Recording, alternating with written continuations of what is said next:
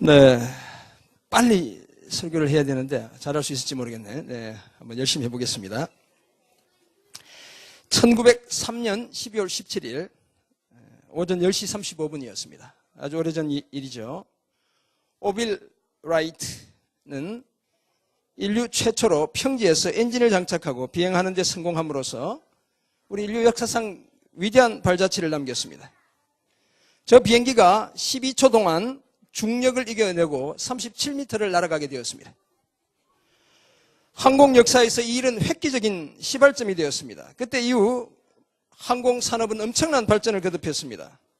프로펠러 추진 비행기, 전투기, 대형 제트 여객기를 개발하게 된 것은 물론이고 태양계의 행성들에까지 우주선을 쏘아 보내는 그런 시대에 이르게 된 것입니다.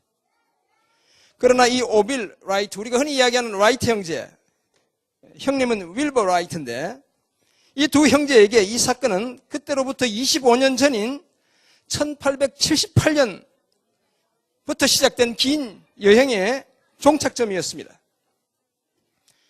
아버지가 사오신 장난감 헬리콥터를 본 두 형제가 자신들도 날 수 있다는 꿈을 갖게 되었습니다. 그리고 그 꿈이 25년이 지나 드디어 이루어지게 되었던 것입니다.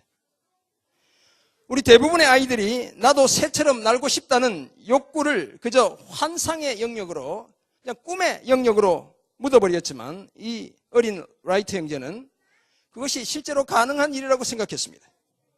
날 수 있다고 생각했고 날아야 한다고 생각했습니다.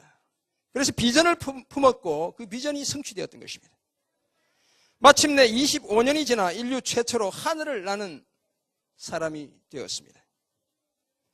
그런데 사랑하는 우리 자녀 여러분, 우리 성도님들 여러분, 오늘 우리는 과연 어떤 꿈, 어떤 비전을 품고 살아가고 있습니까? 우리 교회는 복음으로 세상을 변혁하는 제자들의 공동체라는 비전을 가지고 있습니다. 복음을 가르치고 복음을 전파하며 복음으로 치료하는 교회라는 금년의 표도 다 이 비전에서부터 비롯된 것입니다. 우리가 이런 비전을 세우게 된 것은 그리스도의 복음만이 영혼을 살리고 가정을 살리고 교회를 살리고 마침내 세상을 변혁할 수 있다고 믿기 때문에 그런 것입니다.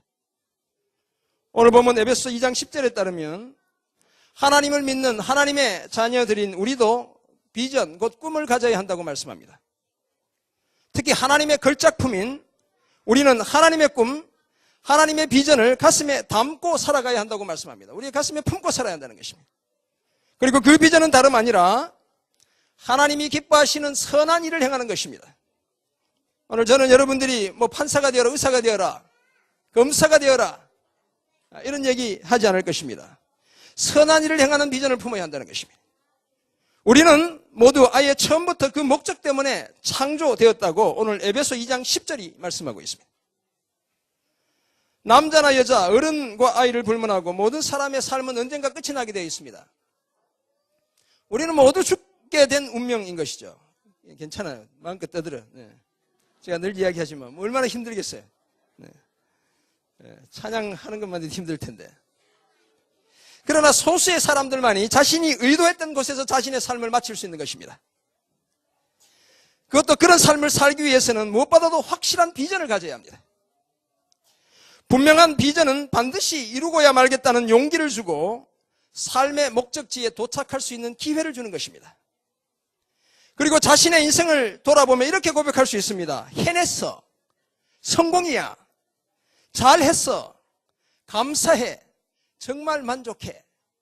이런 이야기를 할 수 있게 되는 것이죠. 반면에 비전이 없으면 삶의 목적지, 종착점에 도착한 이후에 이렇게 생각할 가능성이 많습니다.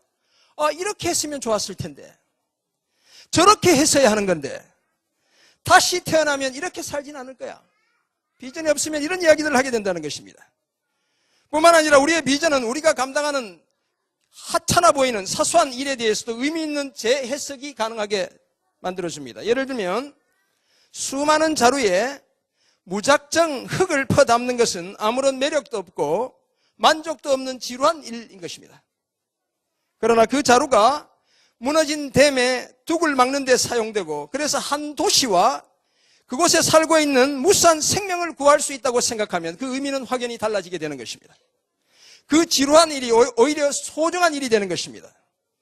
귀찮고 하기 싫었던 그 일이 생명을 살리는 일이 되는 것입니다.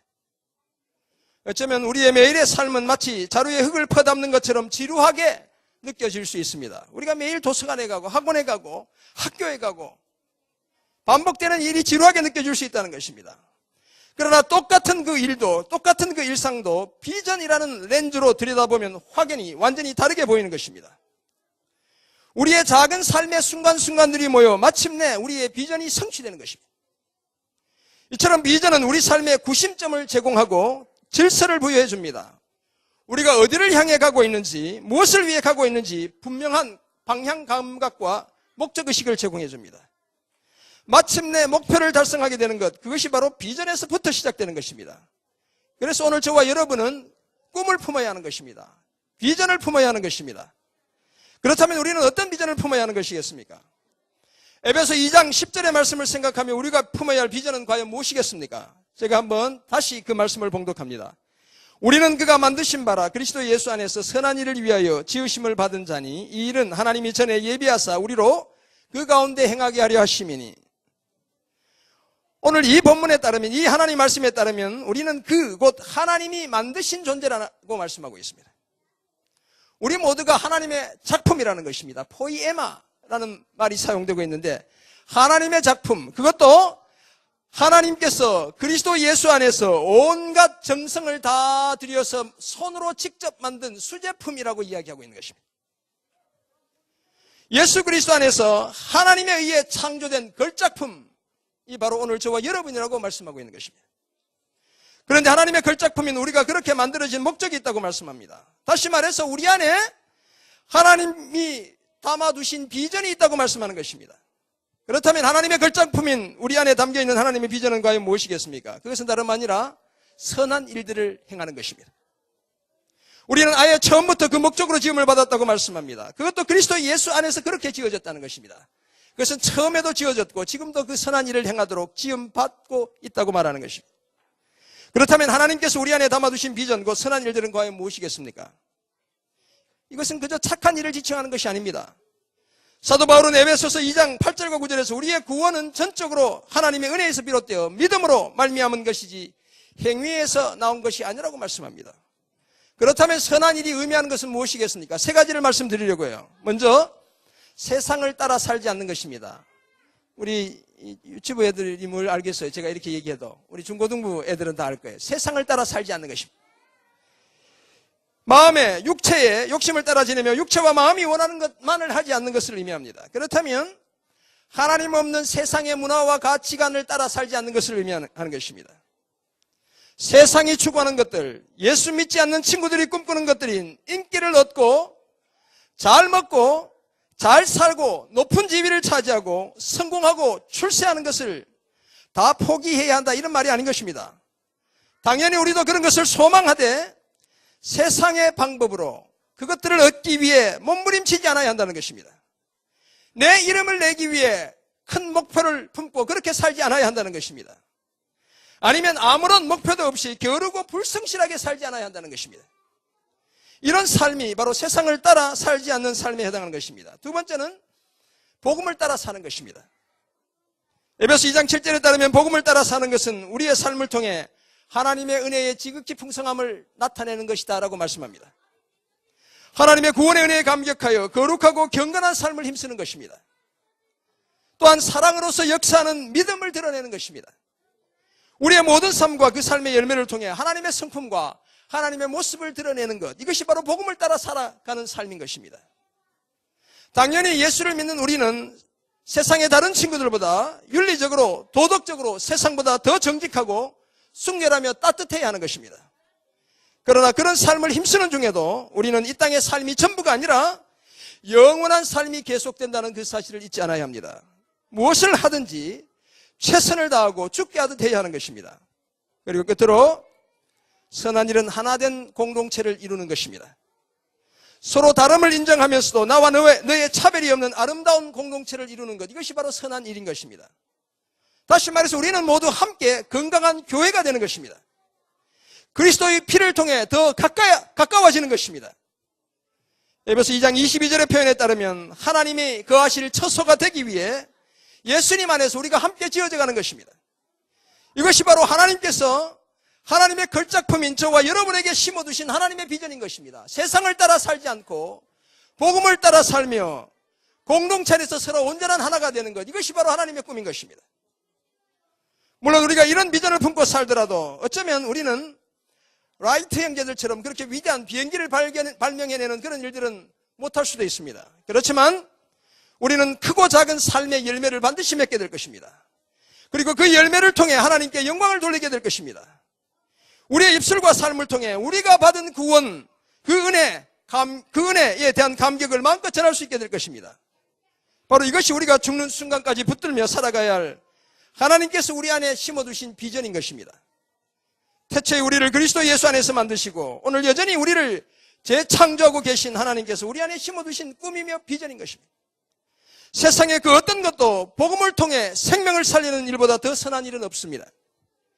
이 일은 항상 하나님의 일이고 또한 하나님의 걸작품인 우리 모두의 일이며 우리 중에 그 누구도 예외 없이 품어야 할 하나님의 꿈이고 하나님의 비전인 것입니다. 성경의 인물 중에 제가 특별히 좋아하는 인물이 느헤미야라는 사람입니다. 느헤미야서를 읽어보면 성경에서 그 흔한 기적 한 번 등장하지 않습니다. 특별한 기적이 그 느헤미야서에 소개되고 있지 않다는 것입니다. 그래서 우리는 사실 그 기적이 없다는 사실 때문에 용기를 낼 수 있습니다. 열심히 일하고 기도하는 사이에 무대 뒤에서 어느덧 하나님의 거룩한 간섭이 일어나고 있기 때문에 그렇습니다. 우리가 성실하게 날마다 주께서 맡겨주신 귀한 일들, 학교에서, 가정에서, 교회에서 감당하는 그 사이에 하나님이 역사하는 일들이 일어나게 된다는 것입니다. 모든 일들이 느헤미야서 안에서는 상식 안에서 일어나지만 마침내 수십 년 동안 이루지 못했던 예루살렘 성벽을 52일 만에 건축하게 되는 놀라운 일들이 일어나게 된 것입니다. 이스라엘이라는 공동체가 영적으로 다시 회복되는 그런 일들이 일어났습니다. 하나님의 백성들을 재창조하는 소중한 그 일을 완성해낼 수 있었던 것입니다. 사랑하는 성도 여러분, 그리고 우리 사랑하는 자녀들 여러분, 큰 비전을 품고 살아도 어쩌면 오늘 저와 여러분의 삶에 특별히 눈에 띄는 그런 기적이 나타나지 않을 수 있습니다. 그러나 하나님의 걸작품인 우리는 우리가 무엇을 할 수 있고 무엇을 해야 하는지 거룩한 눈으로 바라볼 수 있습니다. 오늘 말씀을 통해 우리가 배웠듯이 우리가 최소한 하나님의 선한 일들을 위해 하나님께서 직접 지으신 하나님의 걸작품이라는 사실을 우리가 알 수 있습니다. 그렇다면 이제 우리가 살아야 할 삶의 모습은 명확한 것입니다. 분명한 것입니다. 하나님의 선한 일에 대한 꿈과 비전을 포기하지 않는 것입니다. 세상을 따라 살지 않기로 결심해야 합니다. 복음을 따라 살기로 결심해야 합니다. 우리 서로 온전한 하나됨을 힘써야 하는 것입니다. 전심을 다해 그 삶을 힘써야 합니다. 지금 당장은 무슨 큰일이 일어날 것 같지 않지만 하나님께서 반드시 저와 여러분을 통해 하나님의 꿈, 곧 우리의 꿈을 이루어 주신다는 그 사실을 잊지 않아야 합니다.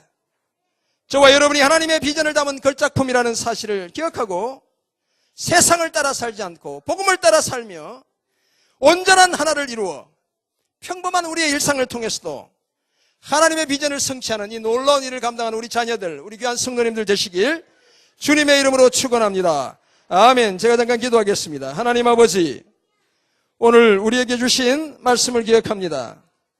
하나님이 직접 손으로 만드신 걸작품인 우리 안에 심어두신 하나님의 선한 일들을 우리가 비전으로 품기 원합니다. 세상과는 확연히 다른 삶을 살아가는 우리 모두가 되게 도와주옵소서. 복음 곧 하나님의 말씀에 붙들려 살아가는 우리가 되게 하여 주옵소서. 온전한 하나를 이루어 우리가 받은 이 구원을 마음껏 우리 친구들에게, 우리 이웃에게 증거하며 살아가는 우리 모두 되게 도와 주옵소서. 감사드리며 살아계신 예수 그리스도의 이름으로 기도드립니다. 아멘.